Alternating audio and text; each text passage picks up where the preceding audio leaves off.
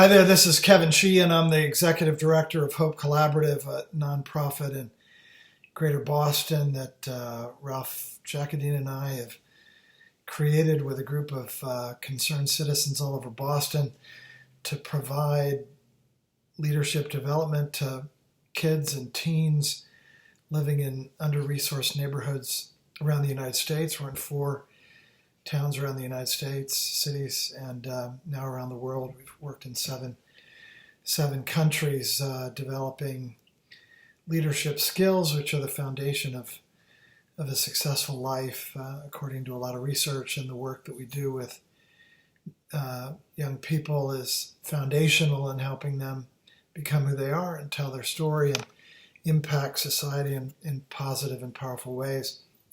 Ralph asked me to do a video for you all, a 5-minute segment on resilience. And I always start with spirituality. As he knows, I've been in the Boston area as background for several decades, building companies. My first was in the music business, a retailer called Hear Music. We've developed online leadership software, experiential platforms for working together. I had a national retailing company that connected discovery of music with the shopping experience way back when, one of the more technologized store experiences in the country then and then even now. And went to the Harvard Business School. Reason I came up here. It's such a joy to be with Ralph, to be with you, and to talk about resilience in a time of stress and giant challenge and uncertainty and change. There's nothing more stress invoking than uncertainty, and as the markets shift and the economy roils and our health is at stake every single day, there can't be more change and uncertainty and scary stuff happening in the environment. And so I look forward to this experience working with you on working with it, working with this new reality together. And I think, Ralph knows that I always bring it back to spirituality. I'm going to talk about spirituality in your essence. I believe that the most important thing in the world is coming to your spiritual essence, finding your spiritual self through meditation and serving others in yoga, really defining a daily modality for unleashing the universal power that's in all of your fingertips and your voices and your hands and your chest and your nose and your toes, and the whole thing is full of magnetic energy. You're meant to be a broadcaster of spirit, and I'm going to talk about that in a time of crisis and stress. I think to start very practically, reducing stress and developing resilience is about coming to terms with uncertainty, being able to live with uncertainty. And we're all constantly introduced to, surprised by new things in the environment all the time. And understanding how to deal with the uncertainty and live with it is really critical. I'm going to start with a few lessons in uncertainty. The first is that our minds are wired to go negative. When you see something uncertain, like a difficult economy or a place that might hurt your health, you immediately think, well, I'm going to get hurt. I'm going to have a problem. Based on averaging across human beings, that's a typical response. There are deep-rooted primal neurological pathways and modalities that make you what you are. It's important when you look at uncertainty to create a new lens. So here's the negative lens, and here's the positive lens, and to have both. You don't want to lose one or the other. So something bad might happen, but something good might happen too. And let's look at both. Let's have both in the field of view. Let's track to both, and work to minimize the negativity so that the positive outcome is more likely. And in every circumstance around considering a moment, an alternative, an option set, that you're focused on preparing for the successful component. You're focused on comparing the successful component.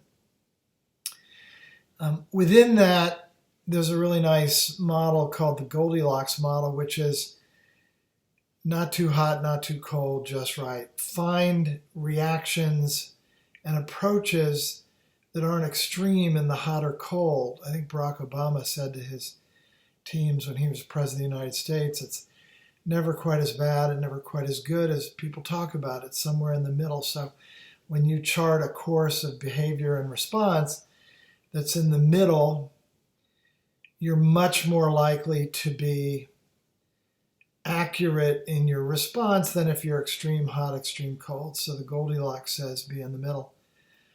And the third component that I like, and it's a bit of a metaphor, is that people have compared threats in the environment to people on a wall. So you can respond to threats in the environment by building a wall, and you and your guys and gals go up to the turrets or to the top of the wall with guns or rocks or whatever you're going to have, and expect that everything that comes to you is a threat, is an enemy. That's a rough way to live your life. People do that, but as you can imagine, it unlinks a lot of really great things because the things in the environment aren't all negative. So to push the metaphor, come down off the wall, put your gun down, and work through the landscape knowing that there are beautiful, wonderful opportunities and things to partner with and live with. And when you find a threat in the environment, deal with it. Now, it may be a mountain lion a mile away on a mountain. You don't have to respond yet. Even when the mountain lion is entering your sphere of geography, you don't have to respond yet until you're certain it's kind of on its way. And then go in the house. Somebody said, it's a nice metaphor. Instead of walking around with your fists up, do the martial arts fighting stance, which for those of you who know martial arts is about being ready to block a punch, but normally being relaxed and enjoying the world, except when you have to block a punch and those things come to you. So the idea of working with uncertainty is to prepare yourself for goodness and life and fulfillingness while having your martial pose with you at all times, able to protect and defend yourself when you need to. And coming off that wall, you don't have to, for now we're in our homes and in our home offices and doing the right thing for the civic good. But when it all clears, we're back in the space and doing our thing and dealing with resiliency and with anxiety, as I've described in this 3-step process so far. To go to the spiritual component, I believe that stress and difficulty, and I believe it because I've read it and I've been taught it for all my journeys into spirituality. I've spent 25 years traveling to India and being with one of the great masters and learning from his capacities for spirit living. But every stressor, every difficulty, whether for you as Berklee students it's going on stage and presenting a new piece or writing a piece or getting along with a difficult band or whatever it is. Maybe you have a teacher who screams and is hard, but you could approach him or her and find that part of them that's civilized and connect that way too. So every moment of stress is an opportunity to advance the spirit energy inside you. So what does that mean? So a nice metaphor is the metaphor of coal. So coal under the earth has gigantic pressure, the pressure of the earth on the coal all the time. And occasionally inside the coal comes a diamond, creates this beautiful artifact. So the pressure of life creates the diamond of the self. Use the stress, pressure of life to go deep within through meditation. In graduate school, when the pressure of graduate school was really extreme, I would meditate more in my dorm room. I spent more time in deep meditation than I would if I had been at the beach or having a nice, time with friends at a picnic, because it was a way to bring an energy, a shield, a force of light to the activity and to the work, which is a fantastic gift to yourself and to society. Nelson Mandela, who freed South Africa, spent 27 years in prison. And when they let him out, he was lit up like a light bulb. Watch the video of Mandela leaving jail. He was lit up like a light bulb because he used the experience, the unsettling, difficult, uncomfortable. His head at times bumped the top of the cell when he slept, and little social contact. He used all of that suffering and difficulty to become Nelson Mandela, to become the spirit energy. He meditated, he worked with the other prisoners who were dedicated to the cause of South Africa. Through the walls of the jail, they created a virtual university, and through tapping, they taught each other physics and math and geopolitics and strategy, and they learned together during that period. And he came out a guru, a powerful energy. Mohandas Gandhi, Mohandas means the highest spirit. Mohandas, highest spirit Gandhi, who freed India, led the freedom fight in India, said, I use spirit force against the tyrant. And he encouraged people to use spirit force against the tyrant, the people that were following him, his colleagues and friends and mutual freedom fighters. So use spirit force against any problem you have. And I promise you from my experience, the higher you go in meditation, the energy, they dissolve because you start your day and your meditation, your place from a place of spirit energy, of a place of wholeness, of the answer, of the endpoints, of grace, of fullness, of complete givingness, of complete love, of complete solidarity in inner sanctification. And when you go to that place of purification, the world problems go away because you see the answers and you're propelled into the channel that has the answers in them. Musicians would call it flow, creative people call it flow. Paul McCartney wrote yesterday the song in his sleep. He was so in flow, the whole song came to him in his sleep. And he walked down the steps and said to his wife at the time, I think Linda McCartney, I dreamt this song. I think this song must be a famous song. It's an amazing song. And he sang it to her at breakfast, and she said, that's not a famous song.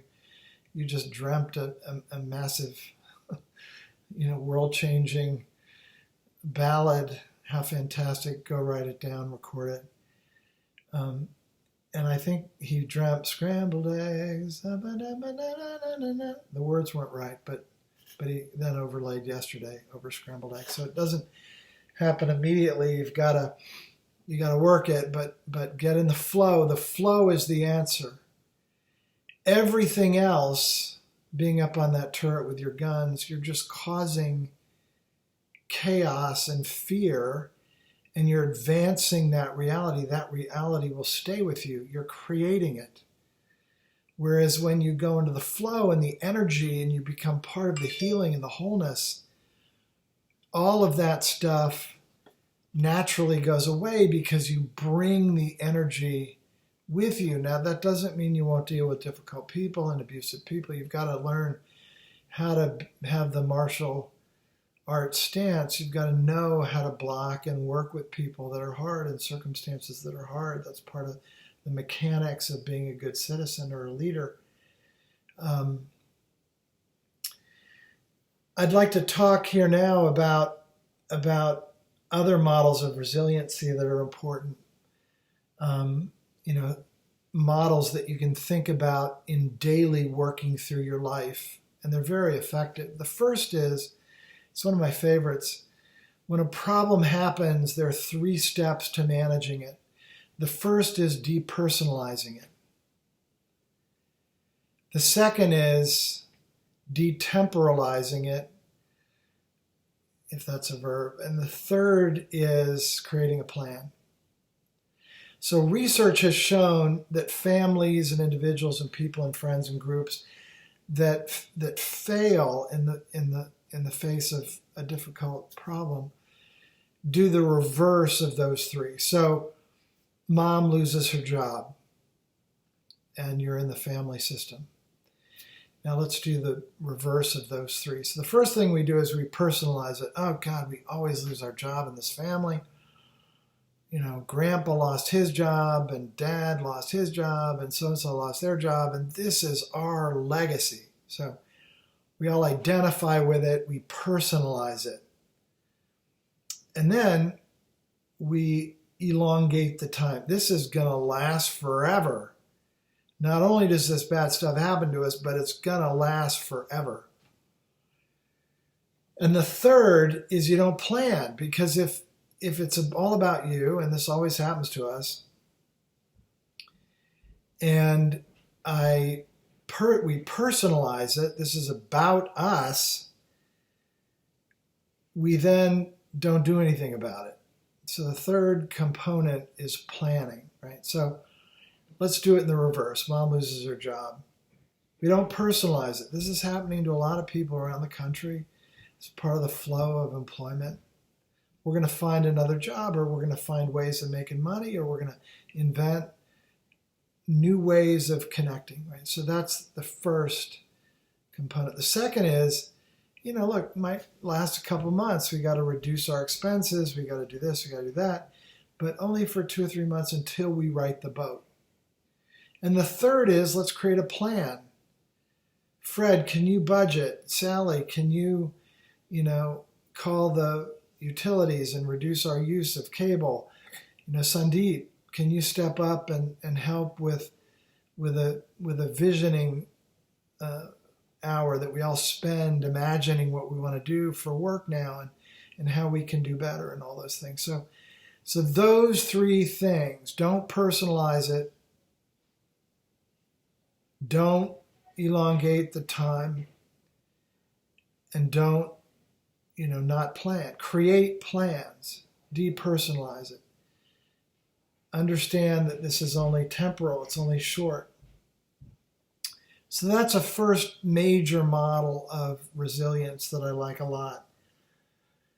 The second I would call bounce back. So bounce back is, we all screw up.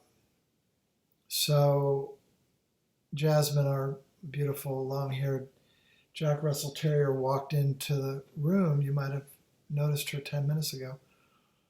That was not intended, but it was kind of cool. So bouncing back is, first, something's going on I didn't plan for, momentary acknowledgement, and then roll with it. Oh, well, what is this? Let's use it. Let's have it. Let's work with it. Now, if it's something particular to your work, you're playing a jazz riff on a guitar or a part on a bassoon for the orchestra or what have you, and you hit a wrong note, try to work it in and make it sound like you meant that. But B, bounce back. If you're on a diet and you have a big dinner, more than you intended to eat today in calories, tomorrow morning, bounce back. Get back in the channel. Get back in the flow of the amount of calories you want to eat for that 10-week period so you lose some weight. Just move it back. The mistake people make is, first, they get off the track and they say, God, I'm such a bad person. I had a big dinner. I'm such a bad person. I'm never going to get there. So don't go there. Keep the imagination to zero. You're human. You had a big dinner. Probably was a lot of fun. And now, tomorrow morning, you're going to eat a little less for a while. You're going to get back on track.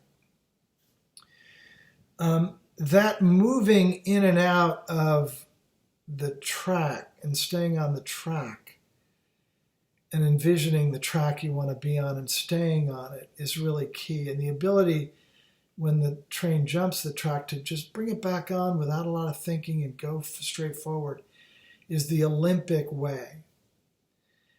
Now, within that second model of resiliency, a really key thing is important, a really key thing. A famous psychologist, I think his name was Ellis, last name was Ellis, said, if the question comes up, am I a good person? Don't answer it. And if you have to answer it, answer I'm a good person. As long as you're working to be a good person. And the reason is you don't want to spend a lot of time on, I had a big dinner, I'm on a diet, oh God, I'm such a bad person. No, when the question comes up, you're a good person who just ate more calories than you intended to. Or you're a fantastic jazz guitar player and you hit some oyster right in the middle and you pivot off it and move back in. It's not about your self-worth. Let me repeat. If the question comes up, are you a good person? You don't have to answer it.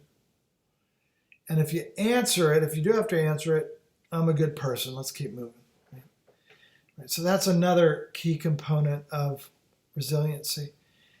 And the final kind of, dimension of this is what they call it the Harvard Business School. And they use it at the Harvard Business School. I don't know if they invented it, but I don't know what leadership guru wrote about the moral inventory. You guys can get in touch with me and tell me after this event. But so moral inventory says all of us are human. Imagine, gauges on your car dashboard. One shows you the amount of oil you have and the pressure of the oil. One shows you the amount of gas. One shows you the speed of the engine, or the RPMs, and the other shows you the speed that you're going. So imagine you've got all these gauges, and gauges might be, your relationships with your friends, your relationships with the school, your morality in money and business, and different things. And the notion of moral inventory is that good people are working to keep your gauges in a good place, that they're healthy, but that anybody has levels go down in all of the areas. You can't keep all of the plates spinning, all of the gauges full at all times. That's just not how the world is. So the key is being aware.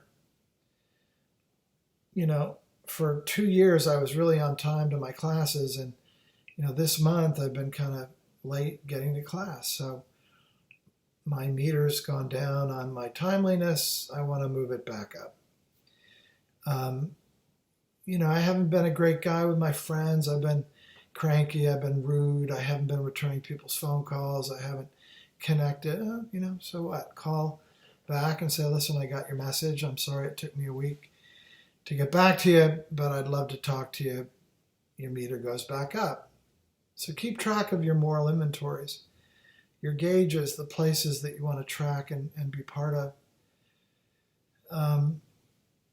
I'll end with a spiritual concept, which is where I started, which is that your job here is not a job, but a realization. It's becoming your spiritual self. It's becoming your divine energy. It's finding in this world how your energy connects to the universal, and to have a conversation with it, a communion with it through yourself, through the people around you, through your work, through the animals, through the nature, through the whole thing is one big spiritual energy dance. I believe that the universe is made of love energy. It's a big orb of energy. We're part of it.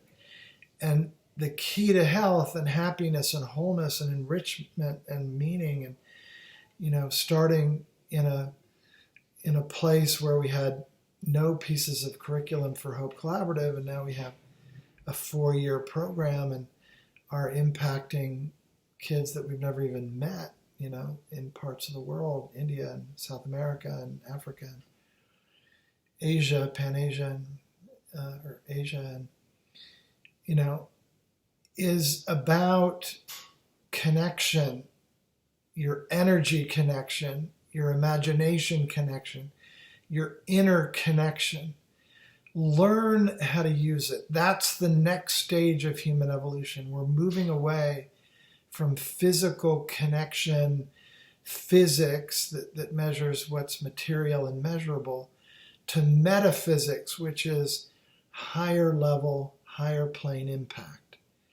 And that's why you're here, is to learn that, bring that, advance that for the greater good of all people. That you learn how to connect to the universe through your universal principles and through your universal energy. Universe means one verse, one story, one energy, literally one movement. Verse is movement. So how do you become part of the flow of the universal movement, of the universal story, of the universe's impact? And bring that every day. And if you do that, you will never have a bad day. It's not possible, because you're bringing yourself to the higher truth, to the higher mission, to the higher purpose that we all have, which this crisis in pandemic is each other. It's such a beautiful, simple metaphor. It's so perfect. Your commitment to keeping yourself and your family safe and your class safe by giving up and being quiet and being simple and being truthful is helping people all over the planet that you don't even know. Conversely, if you go into some big crowd of 60, 80 people and somebody becomes a super spreader, it goes completely the other way. This is the metaphor of wholeness, of goodness, of civilization, of higher purpose, of metaphysics. So after this period, always remember that your commitment to the world starts in solidarity, in quietude, as yourself, connected through meditation, through yoga, through service to others. Those are the 3 modalities that you can connect to the higher plane. And certainly music, there's a 4th, the universal sound of music. Bring your meditation, your yoga, your music in service, always from a pure standpoint. Bring that energy to a pure connection. Yoga is linking back to the purity of the connection, the yogic connection, yoking back to the energy. Meditation is mediating to the energy. Mediating as a mediator to the medium of the energy. That's the key.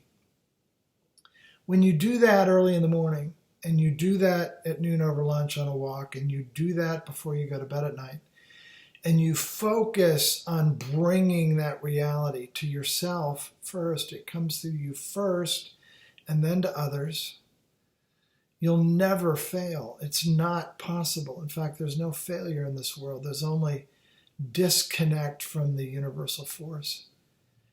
The Jewish people said sin is being outside of the light. It's not what you do, it's that that thing takes you away from the light energy, out of the light energy. And when you're in the light energy, you can be as resilient as the sun as the day is long, as your life breath fills you. And let me say, may you all be blessed and full during these times, these trying times. Use the power of the struggle to your inner purpose and your inner realization. Bring to the people suffering great focus and great love and great service. Ralph, thank you for having me in your class. And I thought we were going to do 10 minutes. Here we are at a half an hour. There's too much to share. And lots of love to everybody. We'll talk to you soon.